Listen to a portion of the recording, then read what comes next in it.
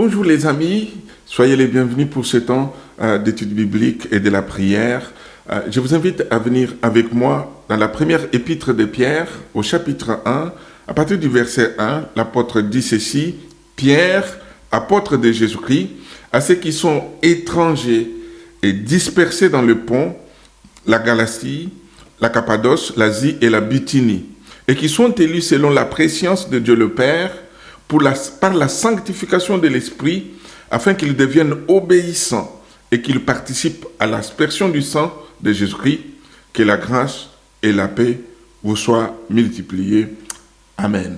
Donc j'ai intitulé notre méditation « Ce que nous sommes et ce que nous devons être ». Ce que nous sommes et ce que nous devons être. Vous savez, mes amis, que Jésus a eu 12 apôtres. Certains étaient très discrets et d'autres un peu moins. Un qui s'est fait beaucoup remarquer, c'est Pierre. Il ne venait pas d'une famille riche ou célèbre.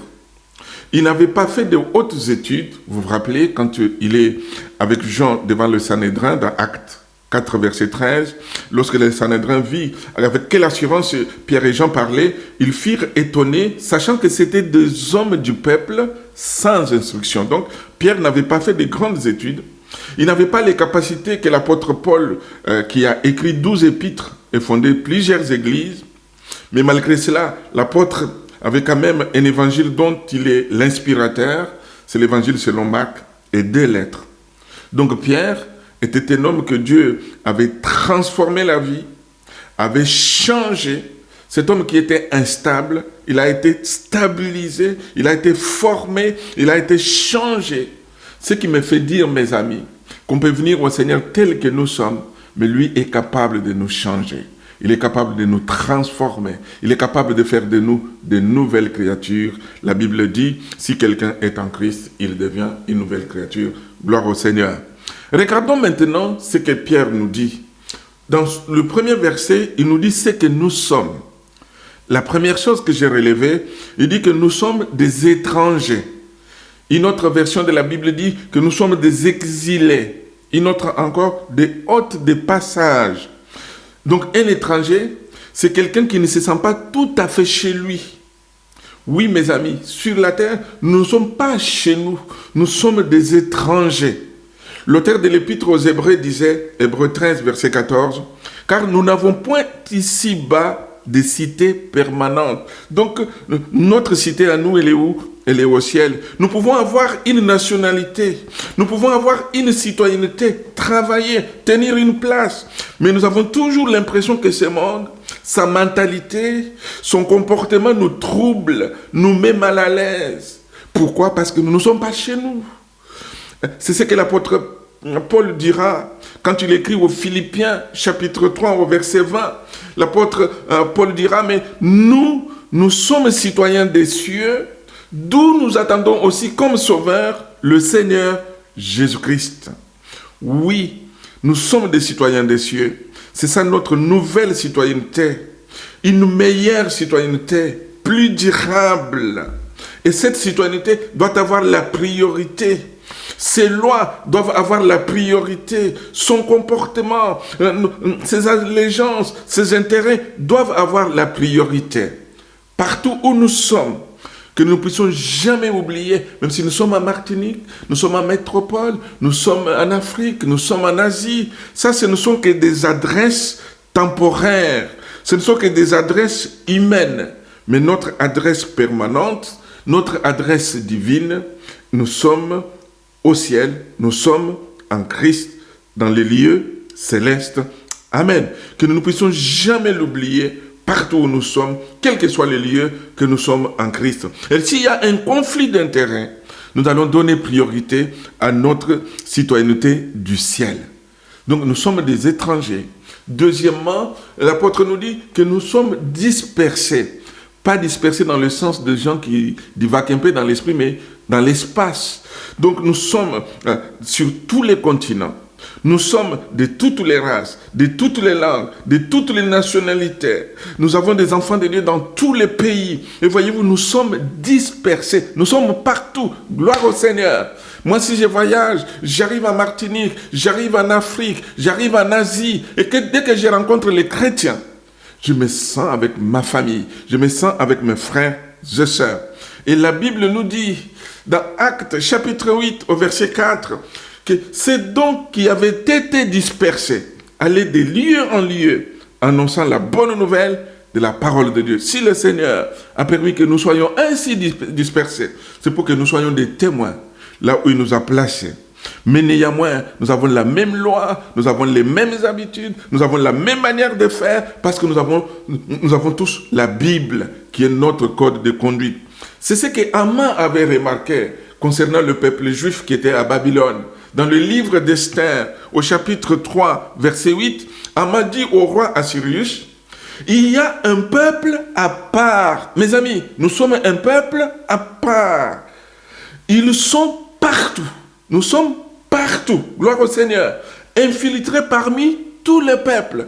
Nous sommes parmi tous les peuples. Même chez César, il y avait le peuple de Dieu. Dans toutes les provinces, leur loi les distingue de tout peuple. Notre loi à nous, qui nous distingue de tous les autres peuples, c'est la Bible, c'est la parole de Dieu. Merci Seigneur. Donc nous sommes des étrangers. Nous sommes dispersés partout. Et puis troisièmement, nous sommes des élus. Au verset 2 de notre texte, l'apôtre nous dit que nous sommes des élus de Dieu. Nous sommes des élus de Dieu. Oui, nous sommes des... Peut-être vous allez me demander, mais comment est-ce que je suis élu de Dieu? Oui, vous savez que lors d'une élection municipale, il y a des listes. Mais il y a la tête des listes. Quand les gens vont voter, ils votent pour la personne qui est la tête des listes. Et lorsque cette personne est élue, tous ceux qui étaient sur sa liste sont élus avec la personne. Nous avons aussi notre tête des listes qui a été élue. Et même élu avant la fondation du monde. Et cet élu, c'est le Seigneur Jésus-Christ. Et lorsque nous l'avons accepté comme Seigneur et Sauveur de notre vie, nous avons écrit notre nom sur sa liste. Et nous sommes devenus élus avec lui. Mon ami, est-ce que tu as déjà écrit ton nom sur la liste du Seigneur? Est-ce que tu l'as déjà accepté comme Seigneur et Sauveur de ta vie? Oui, la Bible nous dit dans Éphésiens 1, verset 4, qu'en lui, Dieu nous a élus avant la fondation du monde pour que nous soyons saints et irréprochables devant lui. Dieu nous a élus en Jésus-Christ. Lorsque nous sommes venus à lui, lorsque nous avons donné notre cœur, donc Dieu a concrétisé cette élection qu'il nous avait déjà faite avant la fondation du monde, que son nom soit béni. Quand est-ce que nous, personnellement, nous avons réalisé cela? Nous avons réalisé cela lorsque nous sommes venus à l'écoute de l'Évangile. C'est ce que la Bible nous dit dans 2 Thessaloniciens chapitre 2, à partir du verset 13.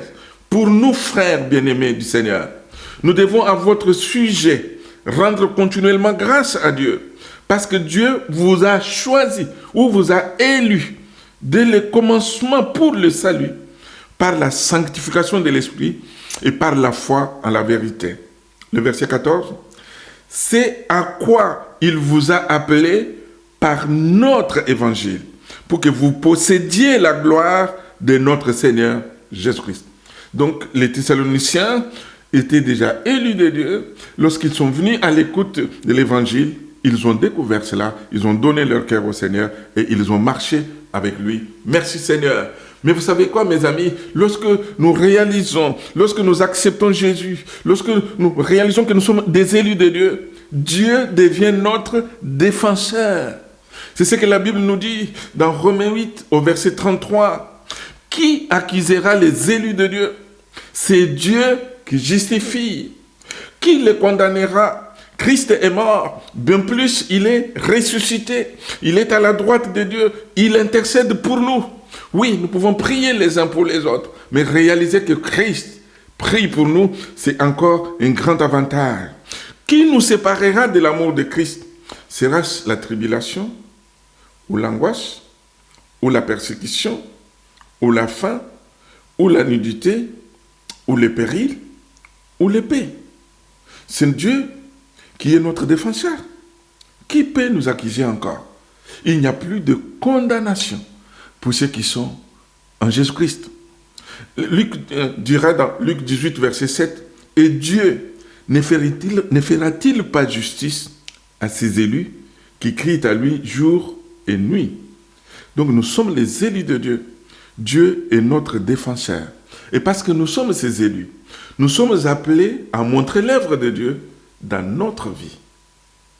Ce que nous devons être, mes amis. Colossiens chapitre 3, verset 12 nous dit, « Ainsi donc, comme des élus de Dieu, saints et bien-aimés, revêtez-vous des sentiments de compassion, de bonté, d'humilité, de douceur, de patience. Supportez-vous les uns les autres. Et si l'un a sujet de se plaindre de l'autre, pardonnez-vous réciproquement. De même que Christ vous a pardonné, pardonnez-vous aussi. Mais par-dessus toutes ces choses, revêtez-vous de l'amour, qu'il y ait le lien de la perfection. Amen. Mais pour que nous puissions vivre ces choses, l'apôtre ajoute, par la sanctification de l'Esprit. C'est-à-dire que c'est le Saint-Esprit qui vient nous convaincre, qui vient nous toucher, qui vient nous régénérer et qui vient nous conduire dans toute la vérité. Le Saint-Esprit n'est plus extérieur à nous, mais il habite en nous. Il nous remplit même. C'est pour ça qu'il nous vivifie, qu'il nous aide, qu'il nous change, qu'il nous transforme pour que nous puissions accomplir l'œuvre de Dieu dans notre vie. Amen. Et l'objectif de toutes ces choses, l'apôtre dit, c'est pour que nous devenions obéissants. Obéir à la parole de Dieu, obéir à notre Père, obéir avec notre cœur. Il ne s'agit pas d'une obéissance superficielle.